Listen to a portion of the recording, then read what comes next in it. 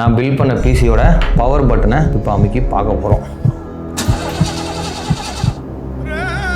இன்னல எதுவுமே ஆனாவில் 35 ரூபாய்க்கு வாங்கினேன். கிட்டத்தட்ட இப்போ ஒரு 50,000 ரூபா ஆயிடுச்சு. சொதப்புச்சுன்னா ஐயோ இது எப்படியா போடுறது இப்போ? வணக்கம் மக்களே, இன்னைக்கு இந்த வீடியோவில் நம்ம என்ன பார்க்க போறோம்னா i5 14 ஜென்ரேஷன் RTX 5060 GPU இருக்க ஒரு பிசியை தான் நம்ம பில்ட் பண்ண போறோம். இந்த பிசியோட பட்ஜெட் அரௌண்ட் ஒரு 1.5 lakh கிட்ட வந்திருக்கு. இதுதான் என்னோட ஃபர்ஸ்ட் பிசி. எப்படி பில்ட் பண்றன்றதை பார்க்கலாம் வாங்க. இதுக்கு முன்னாடி பழைய பிசி ஒன்று செகண்ட் ஹேண்ட்ல வாங்கி அதில் வந்து கிராஃபிக்ஸ் கார்டு ரேம்லாம் வந்து அப்கிரேட் பண்ணி ஒரு 8 இயர்ஸாக அதை யூஸ் பண்ணிட்டு இருந்தேன். அதில் நான் பண்ணாத வேலையே இல்லை. இப்போ சொந்தமாக புதுசாக நமக்குன்னு ஒரு 1.5 lakhல பிசி பில்ட் பண்ணியிருக்கேன். பில்ட் பண்ண போகிறேன். அதுக்கு நம்ம யூஸ் பண்ணுற ப்ராசஸர் என்னன்னு பார்த்தீங்கன்னா இன்டெல் கோர் i5யோட 14 ஜென்ரேஷனோட ப்ராசஸர். கிராஃபிக்ஸ் என்ன யூஸ் பண்ணியிருக்கோன்னு பார்த்தீங்கன்னா ஜிகாபைட்டோட RTX 5060. நான் ஒரு 35,000 ரூபாய்க்கு வாங்கினேன். 20 days 30 days கிட்ட ஆச்சு. 3 days பிஃபோர் வந்து இந்த கிராஃபிக்ஸ் கார்டோட ரேட் வந்து 30% ஏறிடுச்சு. 35,000 ரூபாய்க்கு வாங்கினேன். கிட்டத்தட்ட இப்போ ஒரு 50,000 ரூபாய் ஆயிடுச்சு. அப்புறம் யூஸ் பண்ணுற மதர் போர்டு என்ன MSIயோட Pro B760MA wifi mother board. இது கூலிங் ஏர் கூல் தான், நம்ம லிக்விட் கூல் போல. டீப் கூலோட AG400 கூலர் தான் நம்ம யூஸ் பண்றோம். SMPS இதுவும் டீப் கூல் தான். PL 650 watts SMPS. பிசி நம்ம பில்ட் பண்ண போனோம்னா ஒன்னு கிராஃபிக்ஸ் கார்டோட ரேட்டு ஜாஸ்தியா இருக்கும், ப்ராசஸரோட ரேட்டு ஜாஸ்தியா இருக்கும். இன்னைக்கு இருக்கிற சூழ்நிலைக்கு இவன் தான் இருக்கிறதுலே காஸ்ட்லியானவன். கிட்கேட் டப்பா மாதிரி இருக்கான் பாருங்க. ஒரு ரேம் வந்து இது வந்து 16 GB DDR5. இந்த ஒரு இது மட்டும் 22,000 ரூபாய். எவ்வளோ மொத்தம் 45 ரூபா கொடுத்து இந்த ரெண்டு இது மட்டும் வாங்கியிருக்கேன். ஒரு கிலோ தக்காளி 500 ரூபாய். ஒரு கிலோ தக்காளி 500. ஸ்டோரேஜுக்கு வந்துட்டு ஆரோஸோட Gen 4 SSD 1 TB. Okay guys, இதை வச்சு தான் நம்ம பிசி பில்ட் பண்ண போகிறோம். மானிட்டர் வந்துட்டு MSI Pro MP273E14A அந்த டிஸ்பிளே தான் யூஸ் பண்ண மானிட்டர். மானிட்டர் வந்துட்டு MSIயோட Pro MP273E14A என்ற மானிட்டர் தான் யூஸ் பண்ண போகிறோம். கேபினெட் வந்து கோகோ ஸ்போர்ட்ஸோட கோர் சீரிஸ் 200M. இது எல்லாத்தையுமே இப்போ புதுசாக ஒரு 1.5 லட்ச ரூபாய்க்கு ஒரு பிசியை வாங்கி புதுசாக நானே ஓனாக பில்ட் பண்ண போகிறேன் அப்படின்னா இதுக்கான தைரியமும் இந்த அளவுக்கு நாலேஜும் நமக்கு கொடுத்தது வந்துட்டு A2D தான். Hi soldiers. அதுக்கு வந்து A2Dக்கு ஒரு நன்றி சொல்லிப்போம். எல்லாத்தையும் வாங்கிட்டு வந்துட்டோம். முக்கியமான விஷயம் தெர்மல் பேஸ்ட் வாங்க மறந்துட்டோம். இப்போ தான் ஓடி போய் வாங்கிட்டு வந்தோம். ஆன்லைனில் பார்த்தா 100 ரூபா 200 ரூபா 300 ரூபா 500 ரூபாலாம் போட்டிருக்கு. அப்புறம் நேரில் போய் கேட்டால் 15 ரூபான்னாங்க. சரி அப்படின்னு சொல்லிட்டு 2 வாங்கிட்டு வந்துட்டோம். ஓகே, ஸ்டார்ட் பண்ணலாம். முதல்ல நம்ம வந்து மதர் போர்டை ஓப்பன் பண்ணோம். ஃபர்ஸ்ட் வந்துட்டு மொத்த பிசிக்குமான இது எப்படி, இது இதயம்னு சொல்லுவாங்களா இல்லை மூளைன்னு சொல்லுவாங்களா? நீ புரட்டா பார்த்துருக்கிறது எனக்கு ஒருத்தருக்கு தான். மொத்த ப்ராசஸும் இதில் தான் நடக்குதுன்றதுனால இதை வந்து நம்ம மூளைனே வச்சுக்கலாம்.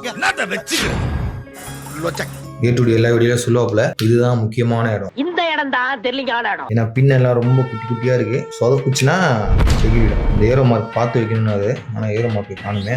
ஒண்ணுமே தெரியலையே. ஒரு கர்வ் ஒன்று தெரியுது.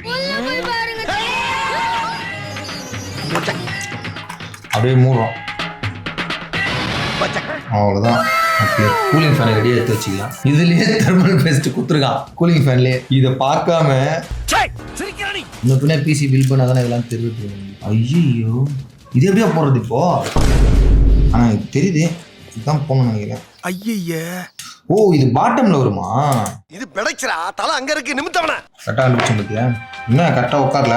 ஓ இதில் அட்ஜஸ்ட்மெண்ட் கரெக்டாக ப்ளேஸ் பண்ணால் உட்காந்துருக்கு. 4 போட்டு அதுக்கு மேலே இவனை வைக்கிறோம். அதுக்கு மேலே வந்துட்டு இந்த ஸ்க்ரூவை போடுறோம். 4 சைடும் 4 ஸ்க்ரூ. இவனை வாங்கும்போது தான் நெஞ்சு வலி வரும். இப்போலாம் நீங்கள் போயிட்டு பிசி பில்ட் பண்ணுறது காம்பனண்ட்லாம் வாங்குறீங்கன்னா ரேம் ரேட்டை பார்த்தா நெஞ்சு வலி வந்துடும். XPGயோட 16 GB ரேம் 2 வாங்கியிருக்கோம். 2 பேரா மாமி? 2 ஸ்லாட் இருக்குது SSDக்கு. இங்கே ஒரு ஸ்லாட் இருக்குது, இங்கே ஒரு ஸ்லாட் இருக்குது. ஆனால் நம்ம இங்கே தான் போட போகிறோம். இங்கே வந்து ப்ராசஸர் இருக்குது, பக்கத்துலேயே ரேம் இருக்குது. இந்த ஏரியா ரொம்ப ஹீட் ஆகிற ஏரியான்றதுனால தள்ளி போட போகிறோம். இப்போ இவனை அப்படியே எடுத்து இது உள்ளே வச்சிடலாமா? கேபினெட் உள்ளே வச்சிடலாமா? சாரி எனக்கு தெரியாது. கேபினெட் உள்ளே வச்சு தானே இதெல்லாம் போடணும். ஆனால் இவன் போட்டால் பெருசாகிடுவான். அதனால் இவனை உள்ளே வச்சுட்டு அதுக்கப்புறம் இவனை போட்டுக்கலாம். மக்கள் இதையே இப்போதான் பார்த்து கற்றுக்கிறியா? இவன் தான் முக்கியமான ஆள். இருங்க, இவனை மேலே வச்சு தூக்குறது கஷ்டமாக இருக்குது. கீழே வச்சு தூக்கிறேன்.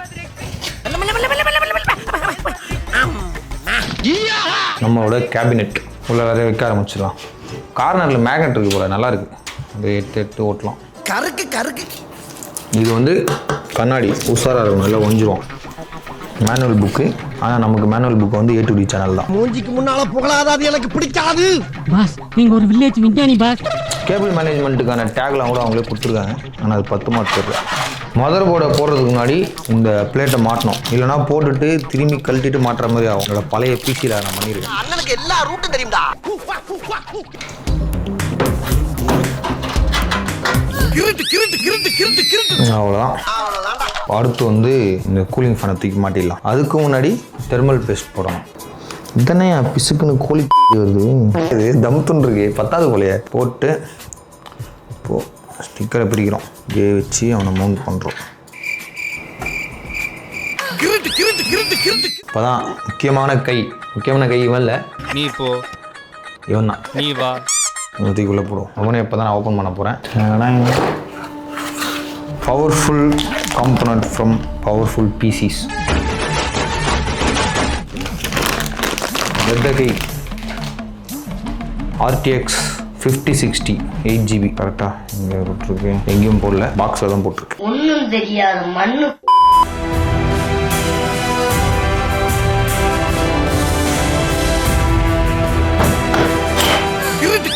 இவங்களுக்குலாம் வந்து இப்போது பவர் கொடுக்க போகிறோம்.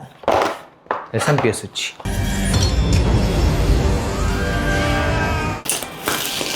$650 வாட்ஸ். இங்கே ஒரு கம்பார்ட்மெண்ட் இருக்கு இல்லைங்களா, இங்கே தான் மாட்ட போகிறோம் அவனை.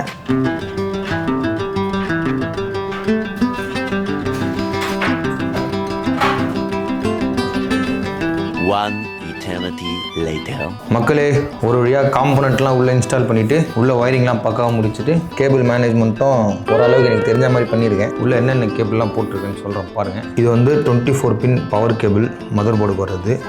ப்ராசஸருக்கு போக வேண்டிய CPU ப்ளக், பவர் ப்ளக்கு, GPUக்கான பவர் ப்ளக்கு, அதுக்கப்புறம் கேபினெட்டுக்கு தேவையான USB பின்னு, மற்ற எல்லாமே பின்னாடி அட்டாச் பண்ணிட்டோம்.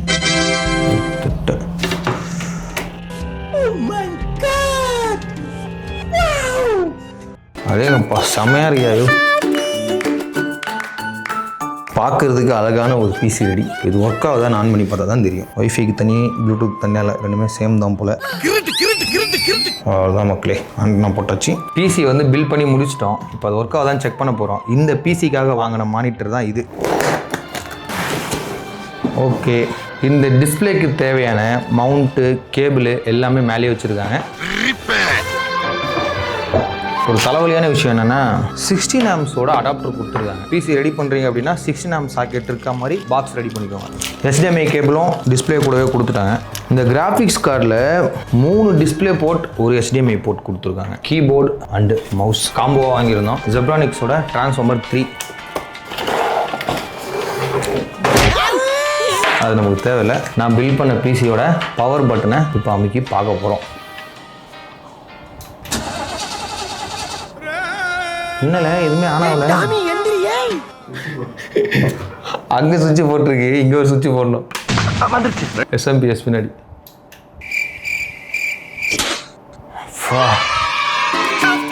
இல்லை, எல்லா ஃபேனுமே சுற்றுது. ஆஹா மக்களே, நல்லபடியாக எல்லா ஃபேனுமே சுற்றுது. எல்லாம் மாறி இருக்குது, இங்க மஜாவா இருக்குது படம்.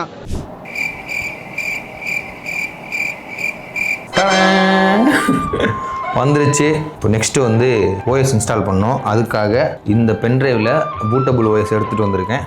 போட்டு இப்போ OS இன்ஸ்டால் பண்ணுவோம்.